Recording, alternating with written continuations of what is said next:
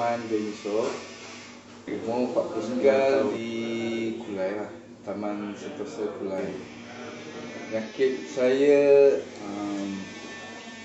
berkenaan dengan jantung lah. Ada blok dekat jantung lah kan. Jadi saya kena penyakit ni lebih kurang 2 tahun 8 bulan yang lepas.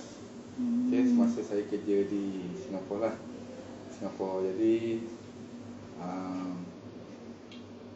saya pergi klinik dekat Singapura sana lah. Jadi klinik sana dia takut nak cek pasal berkenaan dengan jantung, dia tak berani nak cek, jadi dia suruh pergi hospital. Jadi saya ambil cuti, saya pergi hospital Kulai.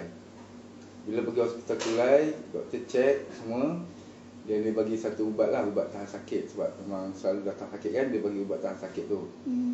Okey, kemudian lepas pergi kalau sakit makan itu, kalau kemudian dia suruh pergi cek darah semula, cek darah, cek jantung semua kan. Jadi saya pergi cek darah, cek jantung. Tapi kerana banyak appointment, saya terus tak pergi. Sebab saya kerja kan, kat Singapura susah nak pergi.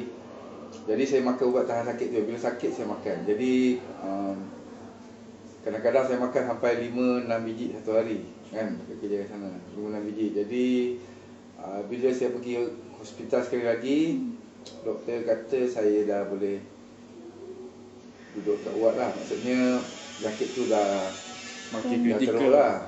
Kritikal lah. Pasal apa, dah boleh masuk ward. Jadi saya tak nak masuk ward. Jadi saya sentiasa beli ubat penahan sakit tu je. Sebab boleh dapat kat farmasi kan. Beli kat farmasi. Jadi saya sentiasa makan tu je. Hari-hari makan. Okay. Tak ada satu hari yang saya tak makan. Hari-hari makan. Okay. Keadaannya sentiasa mesti sentiasa ambil ubat lah. Baru boleh buat kerja. Kalau tak ambil ubat, tak boleh buat kerja. Memang sakit lah. Kalau dia datang sakit, memang tak boleh buat kerja.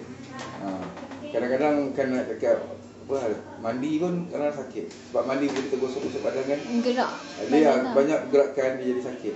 Angkat berat sikit sakit kan. Kadang angkat satu baldi air kan, itu pun kadang-kadang sakit juga.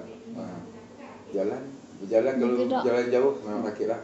Macam kita nak masuk Singapura kan, nak dekat custom tu jalannya jauh kan. Tu memang kena makan. Tengah jalan tu kena makan.